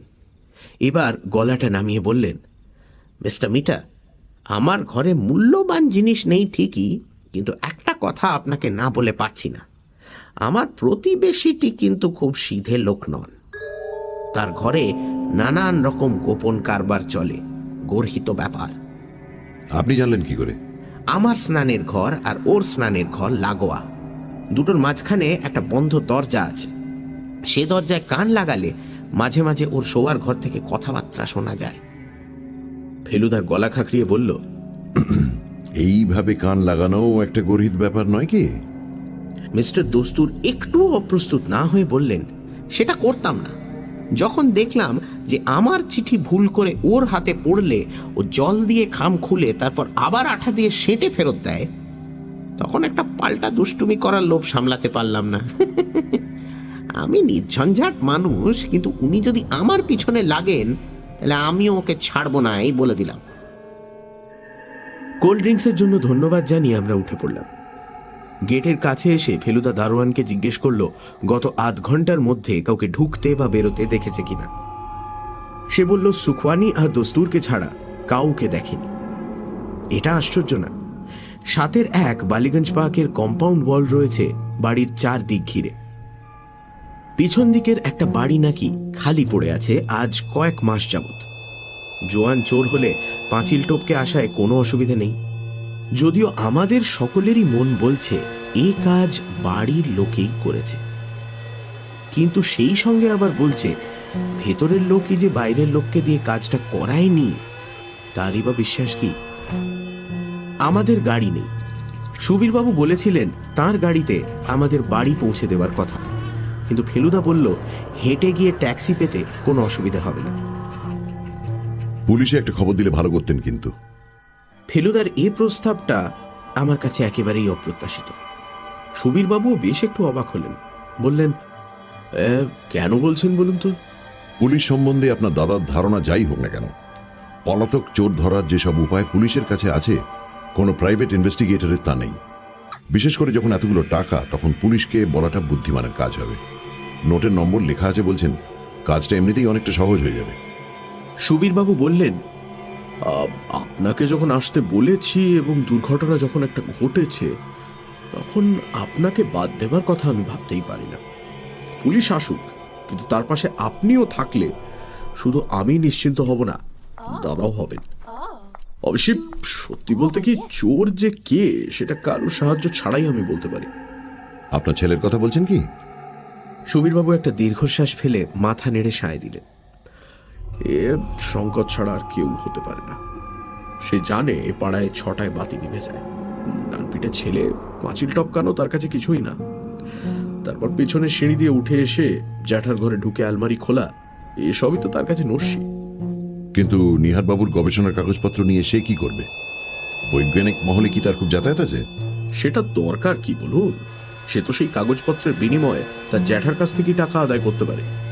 এই কাগজপত্রের দাম যে দাদার কাছে কতখানি তা সে খুব ভালোভাবেই জানে। এই অল্প সময়ের মধ্যে এত রকম ঘটনা ঘটার ফলে মাথাটা ভোঁ ভোঁ করছিল। তারপরেও একই দিনে যে আরো কিছু ঘটতে পারে সেটা ভাবতেই পারিনি। অবশ্যই সেটার কথা বলার আগে বাড়ি ফিরে এসে ফেলুদা আর আমার মধ্যে যে কথা হয়েছিল সেটা বলা দরকার। রাত্রে খাবার পরে ফেলুদার ঘরে গিয়ে দেখি সে খাটে চিত হয়ে শুয়ে সিলিংয়ের দিকে চেয়ে পান চিবোচ্ছে আর চারমিনার ফুঁকছে। আমিও গিয়ে খাটে বসলাম। যে প্রশ্নটা গোলকধাম থেকেই মনে খোঁচা দিচ্ছিল সেটা না বলে পারলাম না। তুমি কেসটা ছেড়ে দিতে চাইছিলে কেন ফেলুদা? ফেলুদা পরপর দুটো মোক্ষম রিং ছেড়ে বলল, কারণ আছে রে, কারণ আছে। কারণ তো বললেই তুমি, পালানো চোর ধরা পুলিশের পক্ষে আরো সহজ, বিশেষ করে যদি অনেক টাকা নিয়ে পালায়। সুবীরবাবুর ছেলেই নিয়েছে বলে তোর মনে হয়? আর কে নেবে বলো? বাড়ির লোক নিয়েছে সে তো বোঝাই যাচ্ছে। দস্তুর তো ছিলেনই না। সুখওয়ানি চুরি করে দিব্যি ঘরে বসে থাকবেন, সেটাও যেন কেমন কেমন লাগছে। রণজিৎবাবু এলেন চুরির পরে, আর আছে চাকর বাকর। কিন্তু ধর যদি মক্কেল নিজেই কিছু করে থাকেন? আমি অবাক হয়ে চাইলাম ফেলুদার দিকে। সুবীরবাবু? একটু মাথা ঠান্ডা করে চুরি আবিষ্কারের ঠিক আগের ঘটনাগুলো ভেবে দেখ। আমি চোখ বুজে কল্পনা করলাম আমরা 4 জন বৈঠকখানায় বসে আছি। চা এলো, আমরা চা খাচ্ছি। ফেলুদার হাতে কাপ, ঘরের বাতি নিভল। তারপর ধাঁ করে একটা জিনিস মনে পড়ে গিয়ে বুকটা কেঁপে উঠল। লোডশেডিং এর সঙ্গে সঙ্গে সুবীরবাবু ঘর থেকে বেরিয়ে গিয়েছিলেন ফেলুদা, চাকরকে ডাকতে। তবে ভেবে দেখ আমার পজিশনটা কি হবে যদি বেরোয় যে সুবীরবাবুই আলমারি খুলেছিলেন। এটা অসম্ভব নয়, এই কারণেই যে ওই একটি লোক সম্বন্ধে আমরা বিশেষ কিছুই জানি না। চাকরের কথা যেটা বলেছেন সেটা অবশ্যই অবিশ্বাস করার কোনো কারণ নেই। কিন্তু ধর যদি শেয়ার বাজারে বা রেসের মাঠে বা জুয়োর আড্ডায় ভদ্রলোকের অনেক টাকা খোয়া গিয়ে থাকে, বাজারে এক গাদা ধার দেনা থাকে, তাহলে তার পক্ষে টাকাটা নেওয়া খুব আশ্চর্য কি? কিন্তু উনি তো নিজেই এলেন তোমার কাছে, উনি তো তোমায় গোয়েন্দা অ্যাপয়েন্ট করলেন। উনি যদি খুব উচ্চ স্তরের ধূর্ত ব্যক্তি হয়ে থাকেন, তাহলে নিজের উপর যাতে সন্দেহ না পড়ে তার জন্য ঠিক ওই কাজটাই করা কিছুই আশ্চর্য নয়। এরপর আর কোনো কথা বলা যায় না। ফেলুদা কালী সিংহের মহাভারতটা হাতে নিয়ে রিডিং ল্যাম্পটা জ্বালিয়েছে দেখে আমি খাট থেকে উঠে পড়লাম। বসবার ঘরে আসতেই বাইরে থেকে একটা শব্দ পেলাম। স্কুটার। একটা নয়, একটার বেশি।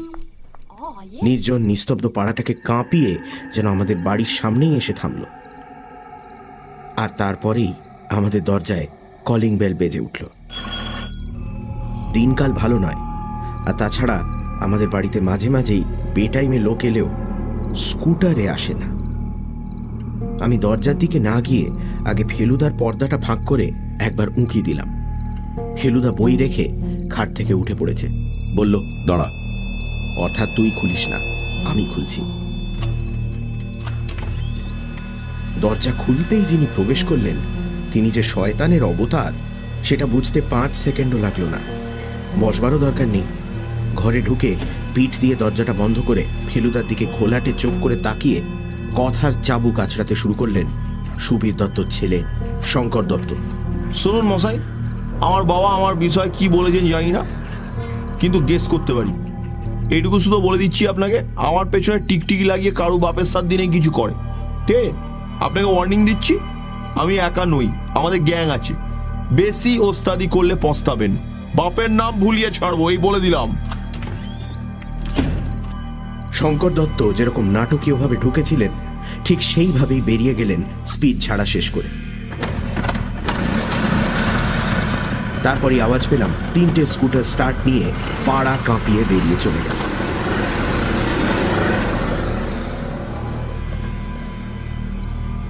ফেলুদা এতক্ষণ স্থির হয়েছিল। স্নায়ুর ওপর অসাধারণ দখল আছে বলেই এত অপমানেও ও পাথর। ও বলে প্রচণ্ড রাগে যে ফেটে পড়ে তার চেয়ে সেই রাগ যে দমিয়ে রাখতে পারে তার মনের জোর বেশি।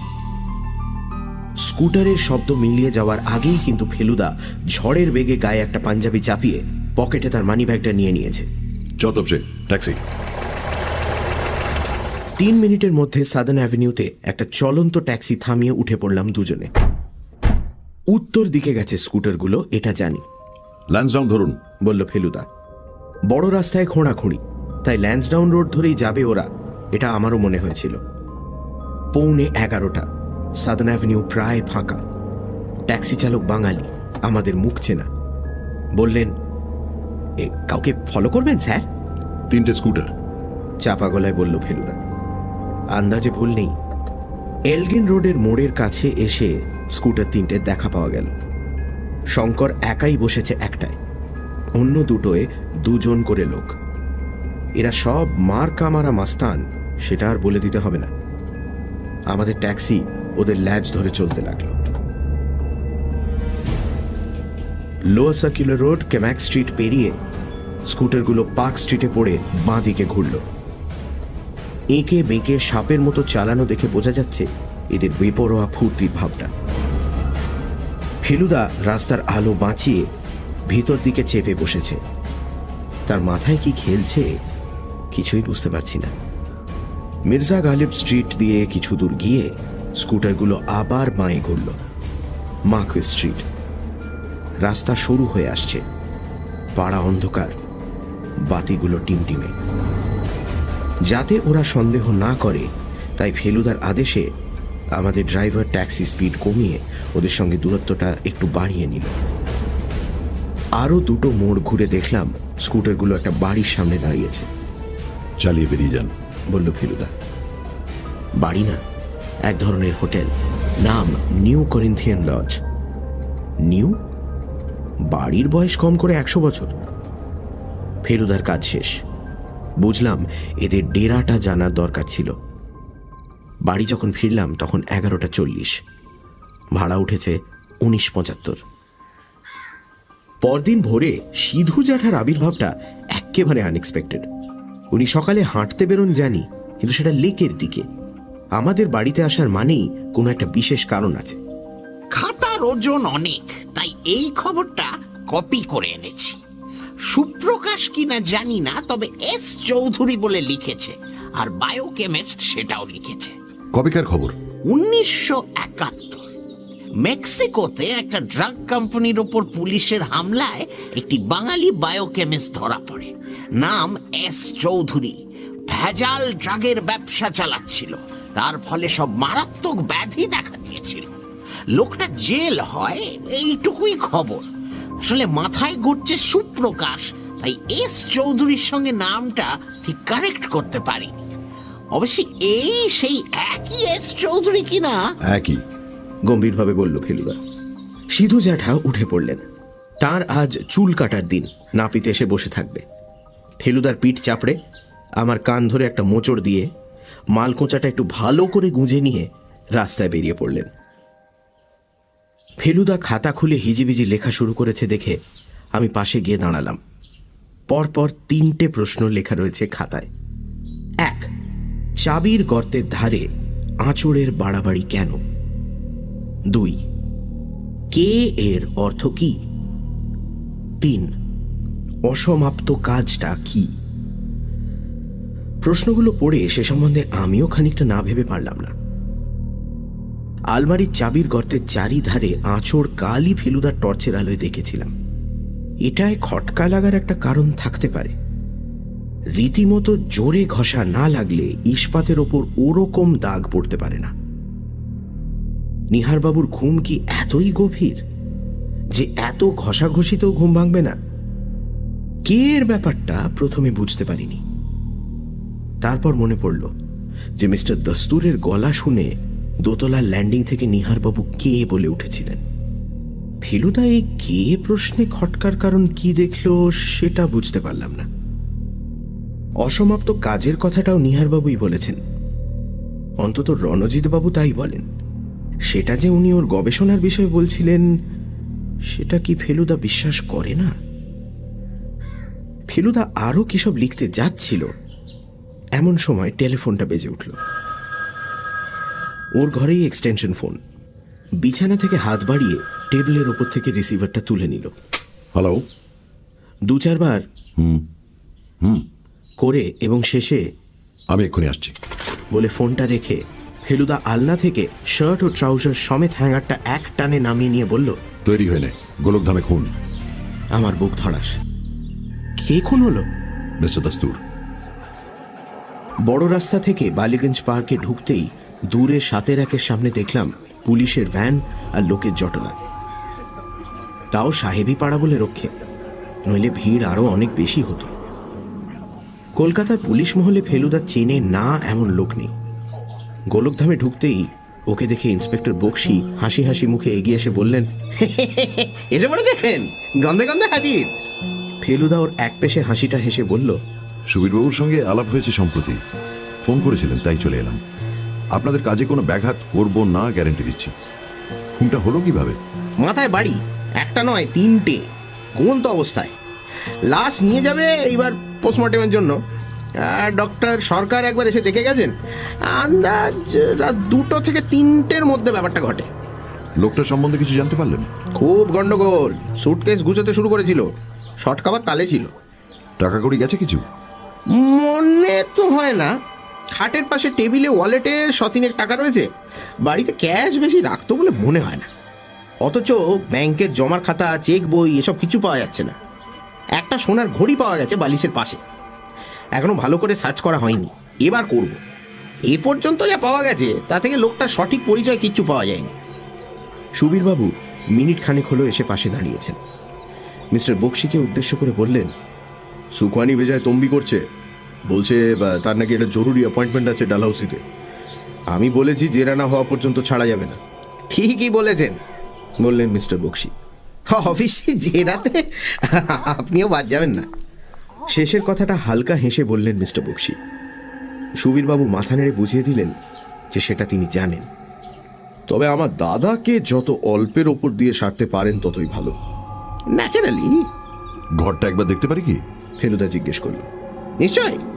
বক্সি ও ফেলুদার সঙ্গে সঙ্গে এগিয়ে গেলেন, পেছনে আমি। ঘরে ঢোকার আগে ফেলুদা সুবীরবাবুর দিকে ফিরে বলল, ও ভালো কথা, আপনার ছেলে কাল আমার বাড়িতে এসেছিল। কখন? সুবীরবাবু অবাক। ফেলুদা সংক্ষেপে কাল রাত্রির ঘটনাটা বলে বলল, সে কি কাল ফিরেছিল? ফিরে থাকলেও টের পাইনি, বললেন সুবীরবাবু। সকালে উঠে তাকে দেখিনি। যাক, তাহলে আপনার ছেলের ডেরার একটা সন্ধান পাওয়া গেল, বললেন মিস্টার বক্সি। হোটেলটা মোটেই সুবিধার নয়, 2 রেড হয়ে গেছে ওখানে অলরেডি। কালকের দেখা ঘরের চেহারা আজ একেবারে পাল্টে গেছে। কাল ছিল অন্ধকার, আর আজ পূবের 2টো জানলা দিয়ে ঝলমলে রোদ এসে সোফা আর মেঝের ওপর পড়েছে। আশ্চর্য লাগলো দেখে যে কালকের দেখা চারমিনারের টুকরোটা এখনো আশ্চর্যতে পড়ে আছে। ঘরে 2জন পুলিশের লোক রয়েছে, আর পুলিশের ফটোগ্রাফার তার কাজ শেষ করে সরঞ্জাম ব্যাগে পুরছেন। খুনটা অবশ্যই হয়েছে পাশের শোবার ঘরে। ফেলুদা বক্সির সঙ্গে সেই ঘরে গিয়ে ঢুকল। আমি চৌকাঠ অব্দি গিয়ে একবার বিছানার দিকে চেয়ে চাদরে ঢাকা লাশটা দেখে নিলাম। একজন পুলিশের লোক খানা তল্লাশি চালিয়ে যাচ্ছে। মেঝেতে একটা খোলা সুটকেসের মধ্যে দেখলাম কিছু জামা কাপড় ভাঁজ করে রাখা রয়েছে। তার পাশে মাটিতে দাঁড় করানো রয়েছে গতকাল দস্তুরের হাতে দেখা নতুন ব্রিফকেসটা। আমি আরো মিনিট 3 বসবার ঘরে কাগজপত্র দেখে কাটিয়ে দিলাম। কোনো কিছুতেই হাত দেওয়া চলবে না, এটা আমি জানি। তার উপর দুটো পুলিশে আমার দিকে ড্যাব ড্যাব করে চেয়ে আছে। যাদব সে ফেলুদা বেরিয়ে এসেছে শোবার ঘর থেকে। আপনি আছেন কিছুক্ষণ? বক্সি প্রশ্ন করল। একবার বড় কর্তার সঙ্গে দেখা করে যাব, বলল ফেলুদা। ইন্টারেস্টিং কিছু পেলে বলবেন। সুবীরবাবু দোতলায় অপেক্ষা করছিলেন। আমরা তার সঙ্গে নিহারবাবুর ঘরে গিয়ে হাজির হলাম। ভদ্রলোক তার আরাম কেদারায় চিত হয়ে শুয়ে আছেন। চোখে কালো চশমা, হাতের লাঠি পাশে খাটের ওপর শোয়ানো। একদিন লাঠিটা ভদ্রলোকের হাতে দেখেছি, তাই সেটার মাথা যে রূপো দিয়ে বাঁধানো সেটা বুঝতে পারিনি।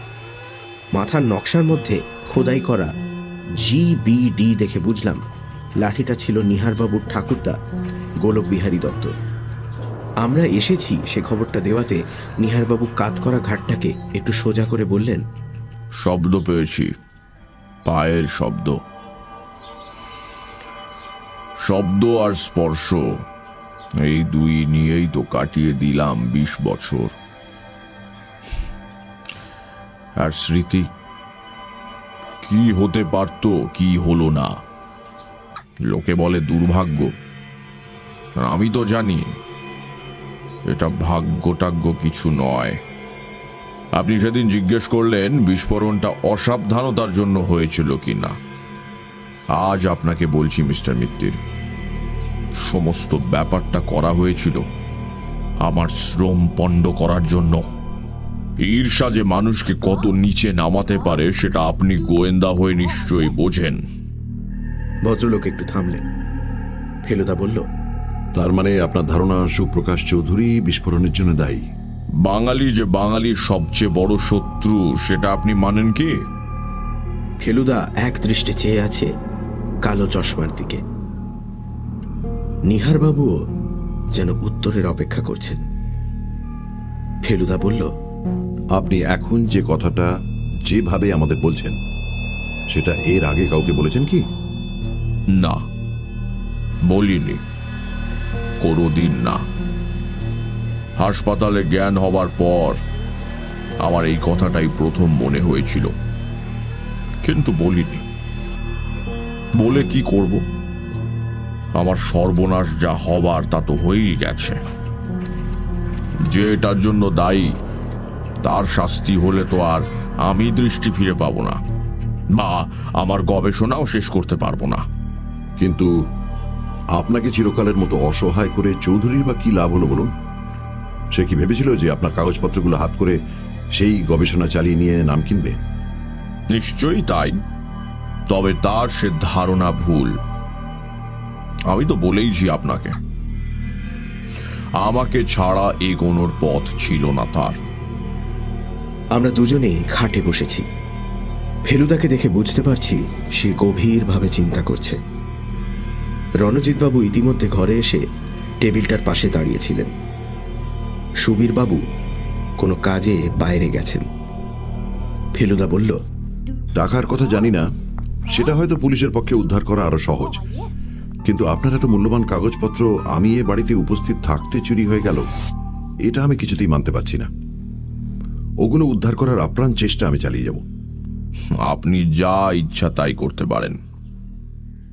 আমরা আর বেশিক্ষণ থাকলাম না। পুলিশ তাদের কাজ চালিয়ে যাচ্ছে। বক্সি ফেলুদাকে বলে দিলেন যে তাদের জেরা আর খানাতল্লাশির কি ফল হয় সেটা ফোনে জানিয়ে দেবেন। আর নিউ করিন্থিয়ান লজের খবরটাও জানাতে ভুলবেন না, বলে দিল ফেলুদা। আমরা বাড়ি ফিরেছি 10:30টায়। তখন থেকে শুরু করে দুপুরে খাওয়ার আগে পর্যন্ত ফেলুদা পায়াচারি করে, থেমে, শুয়ে, বসে, চোখ খুলে, চোখ বুজে, ভ্রুকুটি করে, মাথা নেড়ে, বিড়বিড় করে, মাঝে মাঝে ছোট বড় মাঝারি দীর্ঘশ্বাস ফেলে বুঝিয়ে দিচ্ছিল যে তার মনের মধ্যে নানা রকম প্রশ্ন, সন্দেহ, খটকা, দ্বন্দ্ব ইত্যাদির হুটোপাটি চলছে। একবার হঠাৎ আমার দিকে চেয়ে প্রশ্ন করল, গোলকধামের একতলার প্ল্যানটা তোর মোটামুটি মনে পড়ছে? আমি একটু ভেবে বললাম, মোটামুটি। সুখমণির ঘর থেকে দস্তুরের ঘর কিভাবে যাওয়া যায় বলতো? আমি আবার একটু ভাবলাম, তারপর বললাম, যতদূর মনে পড়ছে দুটো ফ্ল্যাটের পাশ দিয়ে বাড়ির ভেতরে যে বারান্দাটা গেছে তার মাঝখানে একটা দরজা রয়েছে, আর সে দরজাটা বোধহয় বন্ধ থাকে। সেটা খোলা থাকলে সেই বারান্দা দিয়েই সোজা এক ফ্ল্যাট থেকে আরেক ফ্ল্যাটে যাওয়া যেত। ঠিক বলেছিস। তার মানে সুখমানিকে যদি দস্তুরের ফ্ল্যাটে আসতে হয় তাহলে বাগান ঘুরে বাড়ি আর কম্পাউন্ড ওয়ালের মধ্যের গলি দিয়ে একেবারে সামনে এসে সদর দরজা দিয়ে ঢুকতে হয়। কিন্তু সামনের কোল্যাপসিবল গেট কি মাঝরাত্রিরে খোলা থাকবে? নিশ্চয়ই না। তারপর আবার পায়াচারি শুরু করে বলতে লাগলো, XYZ XYZ। এক্স হলো গবেষণার কাগজ, ওয়াই হলো টাকা, আর জেড হলো খুন। এখন কথা হচ্ছে XYZ কি একই সূত্রে গাঁথা না তিনটে আলাদা? আমি এক ফাঁকে বলে ফেললাম, ফেলুদা, আমার কিন্তু মনে হচ্ছে যে সুপ্রকাশ চৌধুরী দস্তুর সেজে নিহারবাবুর বাড়িতে ভাড়াটে হয়ে এসেছিলেন। আশ্চর্য হয়ে গেলাম দেখে যে ফেলুদা মোটেই আমার কথাটা উড়িয়ে দিল না, বরং আমার পিঠে দুটো চাপড় মেরে বলল, যদিও এই ধারণাটা আমার মাথায় আগেই এসেছে, তবুও বলতেই হয় আজকাল তোর চিন্তায় মাঝে মাঝে বেশ ঝিলিক দিচ্ছে। কিন্তু দস্তুর যদি সুপ্রকাশ হয় তাহলে মনে করা যেতে পারে যে গবেষণা নোটসের লোভেই ওখানে আস্তানা নিয়েছিল। এখন প্রশ্ন হচ্ছে, সেই যদি খামটা চুরি করে থাকে তাহলে সেটা গেল কোথায়? আর তার পক্ষে নিজে চুরি করাটা সম্ভবই বা হয় কি করে? সে তো দোতলায় কোনোদিন যায়নি। আমার সত্যি মাথা খুলে গেছে, ব্যাপারটা তো জলের মতো সোজা। বললাম, উনি যাবেন কেন? ধরো যদি ওর সঙ্গে শঙ্কর দত্ত সর হয়ে থাকে, শঙ্করই এই কাগজটা চুরি করে ওকে এনে দিয়েছে আর তার জন্য কিছু টাকাও পেয়ে গেছে। এক্সেলেন্ট, বলল ফেলুদা।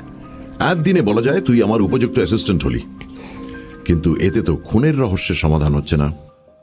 ধরো যদি রণজিৎবাবু বুঝে থাকেন যে দস্তুর আসলে সুপ্রকাশ, রণজিৎবাবু তো নিহারবাবুর সব ব্যাপারই জানেন, আর সেই সঙ্গে নিহারবাবুকে দারুণ ভক্তিও করেন।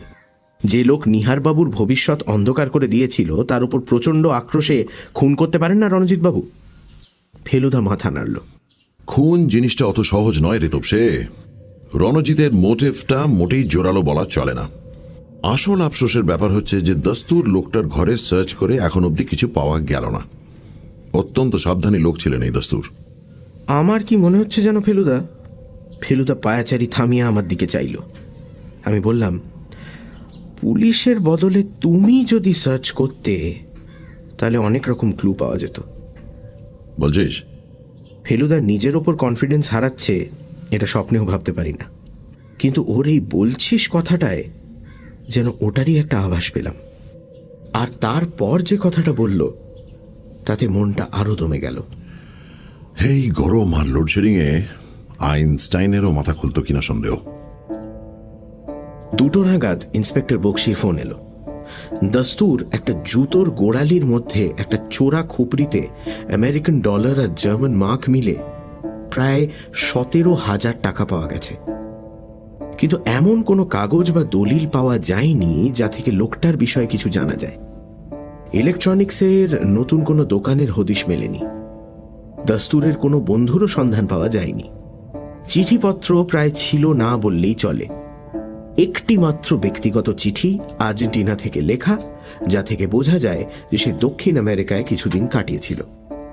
বক্সির দ্বিতীয় খবর হচ্ছে এই যে নিউ করিন্থিয়ান লজের ম্যানেজারকে ছবি দেখাতে সে শঙ্করকে চিনেছে। কাল সারা রাত নাকি শঙ্কর কয়েকজন বন্ধু সমেত হোটেলের একটা ঘর ভাড়া করে সেখানে নেশা করেছে আর জুয়া খেলেছে। সকাল হতে তারা পাওনা চুকিয়ে দিয়ে চলে যায়। বক্সি বললেন এবার শঙ্করকে ধরা নাকি a matter of minutes. Feluda সব শুনে টুনে ফোনটা রেখে দিয়ে বলল, শঙ্করবাবু যদি হোটেলের পেমেন্টটা চুরির টাকায় করতেন তাহলে খুব সুবিধে হতো। যাই হোক, এটা প্রমাণ হয়ে গেল যে খুনটা সে করেনি, কারণ সেই সময়টা তার অ্যালিবাই ছিল।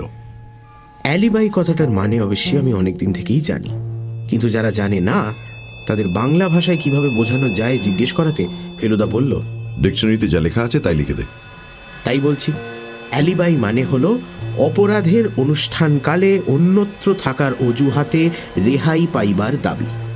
তার মানে আমার বাড়িতে যখন খুন হয় তখন আমি করিন্থিয়ান লজে বসে জুয়া খেলছিলাম, এটাই হবে শঙ্করের অ্যালিবাই।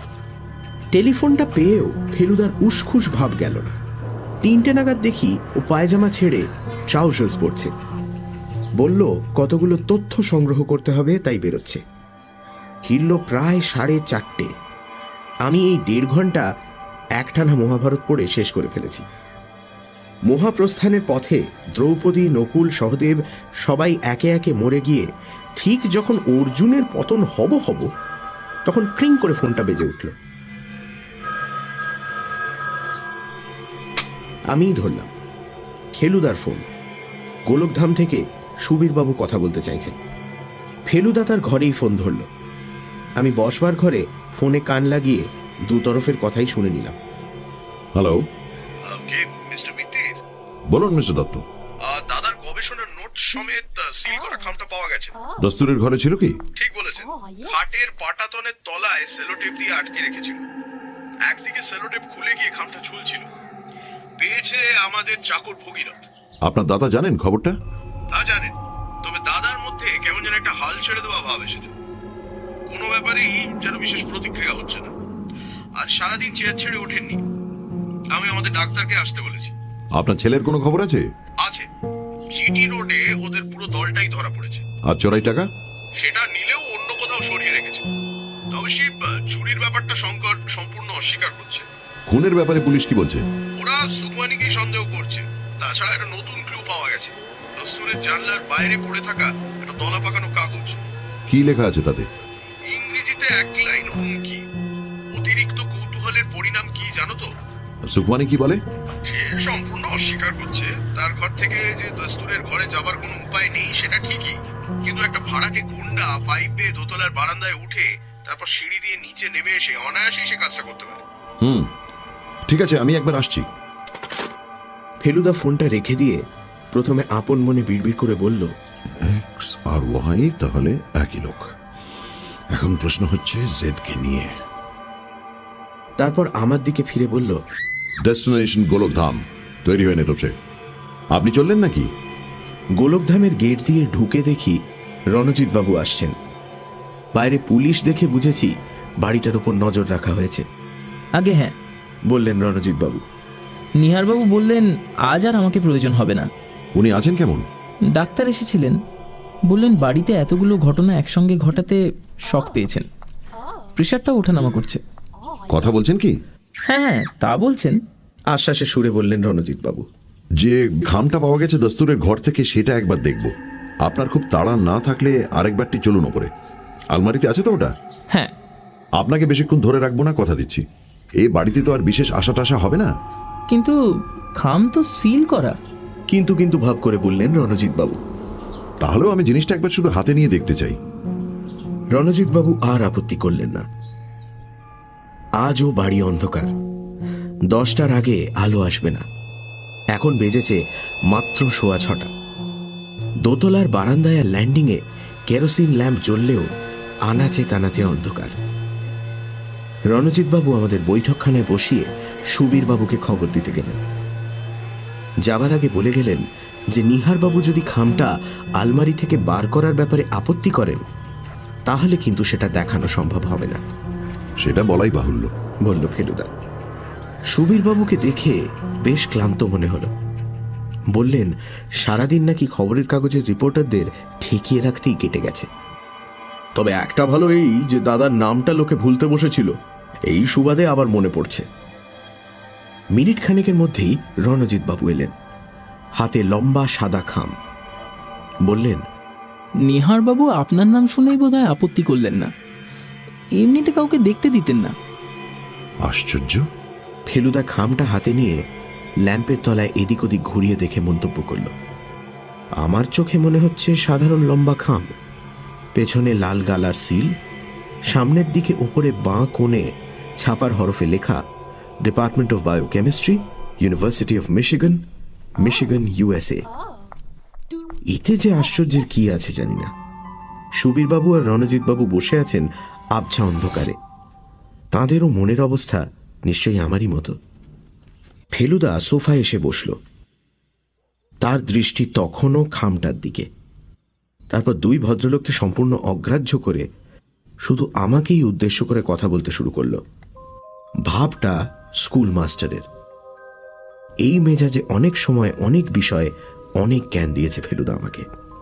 বুঝেছিস তপসে, আশ্চর্য জিনিস এই ইংরেজি হরফ। বাংলায় সব মিলিয়ে গোটা 10-12 ধাঁচের হরফ আছে, আর ইংরেজিতে আছে কমপক্ষে 1000-2 একটা তদন্তের ব্যাপারে আমাকে এই নিয়ে কিছুটা পড়াশোনা করতে হয়েছিল। হরফের শ্রেণী আছে, জাত আছে, প্রতিটি শ্রেণীর আলাদা নাম আছে। যেমন এই বিশেষ ডিজাইনের হরফের নাম হল গ্যারামন্ড। ফেলুদা খামের ওপর ছাপা বিশ্ববিদ্যালয়ের নামের দিকে আঙুল দেখালো, তারপর বলে চলল, এই গ্যারামন্ড টাইপের উদ্ভব 16শ শতাব্দীতে ফ্রান্সে। তারপর ক্রমে এই টাইপ সারা বিশ্বে ছড়িয়ে পড়ে। ইংল্যান্ড, জার্মানি, সুইজারল্যান্ড, আমেরিকা ইত্যাদি দেশে শুধু যে এই টাইপের প্রচলন হয় তা নয়, ক্রমে এই সব দেশের নিজস্ব কারখানায় এই টাইপের ছাঁচ তৈরি করা শুরু হয়। এমনকি সম্প্রতি ভারতবর্ষেও এটা হচ্ছে। মজা এই যে খুব ভালো করে দেখলে দেখা যায় যে এক দেশের গ্যারামন্ডের সঙ্গে অন্য দেশের গ্যারামন্ডের সূক্ষ্ম তফাৎ রয়েছে। কয়েকটা বিশেষ বিশেষ অক্ষরের গড়নে এই তফাৎটা ধরা পড়ে। যেমন এই খামের উপরের হরফটা হওয়া উচিত আমেরিকান গ্যারামন্ড, কিন্তু তা না হয়ে এটা হয়ে গেছে ইন্ডিয়ান গ্যারামন্ড। এমনকি ক্যালকাটা গ্যারামন্ড বলতে পারিস। ঘরে থমথমে স্তব্ধতা। ফেলুদার দৃষ্টি খাম থেকে চলে গেছে রণজিৎ বাবুর দিকে। লন্ডনে মাদাম তুসো মিউজিয়ামে মোমের তৈরি বিখ্যাত লোকের মূর্তির ছবি দেখেছি।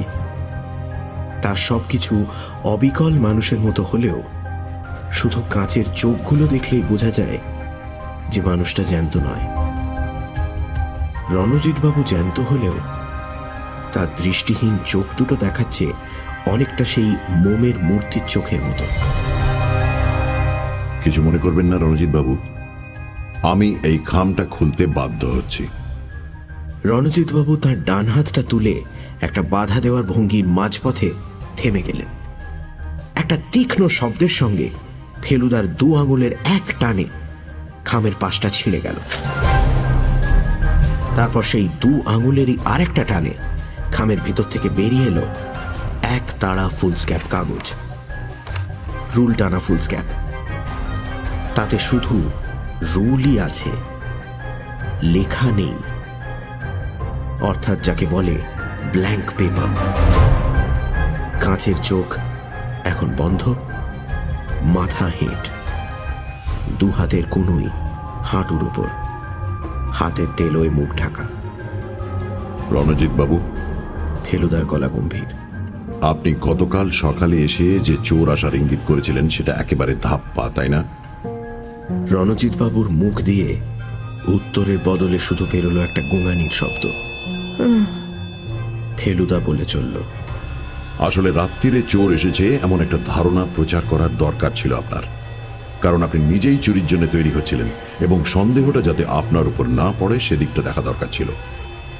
আমার বিশ্বাস সকালে চোর আসার ধাপ্পাটা দিয়ে দুপুরের দিকে সুযোগ বুঝে আপনি আলমারি খোলেন এবং খুলে 2টি কাজ সারেন: 33,000 টাকা এবং নিহারবাবুর গবেষণার নোটস হস্তগত করা। আমার বিশ্বাস এই জাল খামটা কাল তৈরি ছিল না, এটা আপনি রাতারাতি ছাপিয়ে নিয়েছেন। এটার হঠাৎ প্রয়োজন হলো কেন সেটা জানতে পারি কি? রণজিৎ বাবু এবার ফেলুদার দিকে চোখ তুললেন, তারপর ধরা গলায় বললেন, কাল বিকেলে দস্তুরের গলা শুনে নিহারবাবু ওকে সুপ্রকাশ চৌধুরী বলে চিনতে পেরেছিলেন। আমায় বললেন 20 বছর পরে লোকটার লোভ আবার মাথা চাড়া দিয়ে উঠেছে, আমার কাগজপত্র ওই সরিয়েছে। তখন বুঝেছি, তখন আপনি ভাবলেন চুরিটা দস্তুরের ঘাড়ে চাপানোর এই সুযোগ। আপনি তো পুলিশ চলে যাবার পর সেলেটের দিয়ে খামটাকে খাটের তলায় আটকে ঝুলিয়ে রেখেছিলেন, ঠিক এমন ভাবে যাতে নিচু হলেই সেটা চোখে পড়ে, তাই না? রণজিৎ বাবু প্রায় ডুকরে কেঁদে উঠলেন। আমায় মাফ করবেন, আমি ফেরত দিয়ে দেবো টাকা আর কাগজপত্র। আমি কালই ফেরত দিয়ে দেবো মিস্টার মিত্তির। আমি লোভ সামলাতে পারিনি, সত্যি বলছি, আমি লোভ সামলাতে পারিনি। ফেরত আপনাকে দিতেই হবে, না হলে আপনাকে পুলিশের হাতে তুলে দেবো, সেটা বুঝতেই পাচ্ছেন। আমি জানি, বললেন রণজিৎ বাবু। তবে একটা অনুরোধ, নিহারবাবু যেন জানতে না পারেন। তিনি আমাকে অত্যন্ত স্নেহ করেন, তিনি এই শখ সহ্য করতে পারবেন না।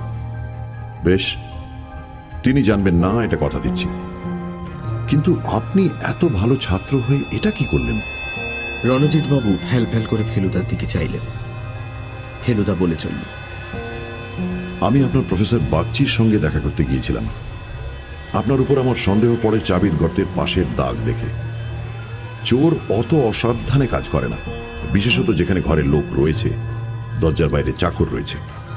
যাই হোক, আপনার ভবিষ্যৎ কত উজ্জ্বল ছিল সেটা উনি বললেন। পরীক্ষা দিলে আপনি ফার্স্ট ক্লাস পেতেন এ বিশ্বাস তাঁর ছিল। হঠাৎ পড়াশোনা বন্ধ করে সেক্রেটারি চাকরি নেওয়াটা কি শর্টকাটের নোবেল প্রাইজের লোভে?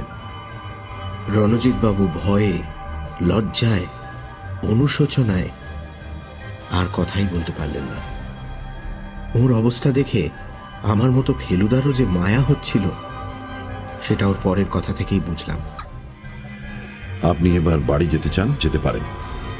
কালকের জন্য আর অপেক্ষা করব না আমরা। আপনি আজই আসল কাগজপত্র আর টাকা নিয়ে চলে আসুন। একটু অপেক্ষা করুন, আপনার সঙ্গে যাতে পুলিশ থাকে তার ব্যবস্থা করে দিচ্ছি। এতগুলো টাকা নিয়ে যাতায়াত করাটা মোটেই বুদ্ধিমানের কাজ হবে না। সুবোধ বালকের মতো মাথা নাড়লেন রণজিৎ ব্যানার্জি।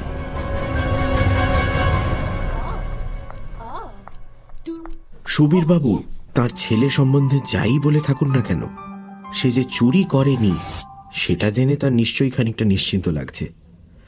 অন্তত তার চেহারা দেখে আর গলার স্বরে তাই মনে হলো। বললেন, একবার দাদার সঙ্গে দেখা করে যাবেন কি? নিশ্চয়ই, বলল ফেলুদা। সেটাই তো আসল কাজ। সুবীর বাবুর পিছন পিছন আমরা নিহার বাবুর ঘরে গিয়ে হাজির হলাম। আপনারা এসেছেন? চেয়ারে শোয়া অবস্থায় প্রশ্ন করলেন নিহার বাবু। আগে হ্যাঁ, বলল ফেলুদা। আপনার গবেষণার কাগজপত্রগুলো ফেরত পেয়ে নিশ্চয়ই খানিকটা নিশ্চিন্ত বোধ করছেন। ওগুলোর আর বিশেষ কোনো মূল্য নেই আমার কাছে। নিচু গলায় ক্লান্তভাবে বললেন নিহার বাবু। একদিনে একজন মানুষ এত ফ্যাকাশে হয়ে যেতে পারে সেটা আমার ধারণাই ছিল না। কালকেও দেখে মনে হয়েছে ভদ্রলোক রীতিমতো শক্ত। আপনার কাছে মূল্য না থাকলেও আমাদের কাছে আছে, বলল ফেলুদা। বিশ্বের অনেক বৈজ্ঞানিকের কাছে আছে। সে আপনারা বুঝবেন।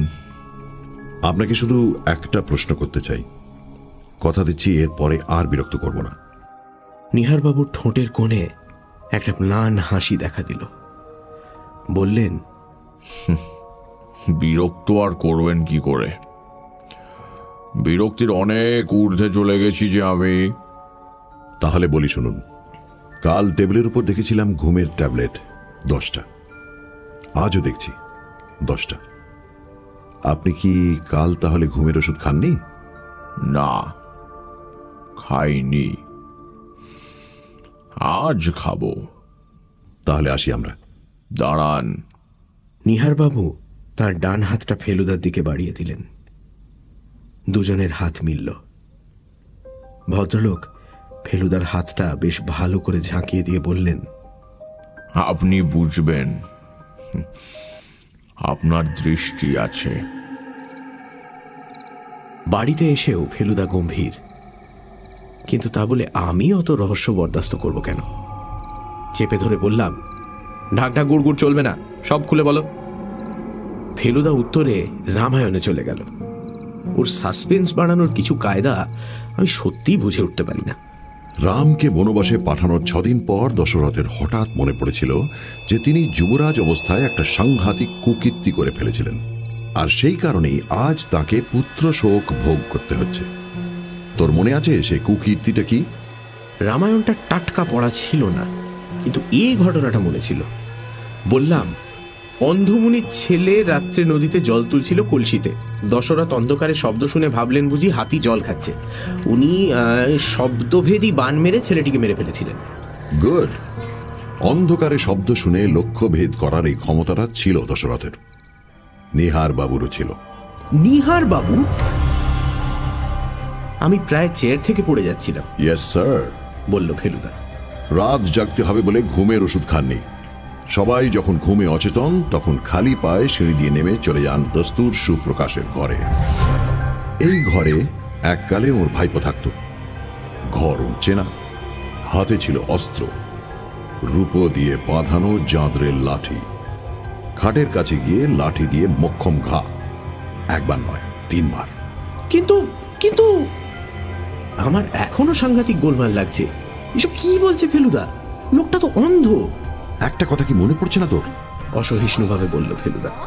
সুখমানি কি বলেছে দস্তুর সম্পর্কে? বিদ্যুতের ঝলকের মতো কথাটা মনে পড়ে গেল। দস্তুরের নাক ডাকতো, এক্স্যাক্টলি বলল ফেলুদা। তার মানে বালিশের কোনখানে মাথা, কোন পাশে ফিরে রয়েছে, এই সবই বুঝতে পেরেছিলেন নিহারবাবু। যা শ্রবণ শক্তি এত প্রখর, তার আর এর চেয়ে বেশি জানার কি দরকার? এক ঘায়ে যদি না হয়, 3 ঘায়ে তো হবেই। আমি কিছুক্ষণ হতভম্ব হয়ে থেকে ভয়ে ভয়ে বললাম, এই অসমাপ্ত কাজটার কথাই কি বলেছিলেন নিহারবাবু? প্রতিশোধ? প্রতিশোধ, বলল ফেলুদা। জিঘাংসা। অন্ধেরও দেহ মনে প্রচন্ড শক্তির সঞ্চার করতে পারে এই প্রবৃত্তি। এই জিঘাংসাই তাকে এতদিন বাঁচিয়ে রেখেছিল। এখন তিনি মৃত্যুসজ্জায়, আর সেই কারণেই তিনি আইনের নাগালের বাইরে। আরো 17 দিন বেঁচেছিলেন নিহার রঞ্জন দত্ত। মারা যাওয়ার ঠিক আগে তিনি উইল করে তার গবেষণার কাগজপত্র আর জমানো টাকা দিয়ে গিয়েছিলেন তার বিশ্বস্ত মেধাবী সেক্রেটারি রণজিৎ বন্দ্যোপাধ্যায়কে।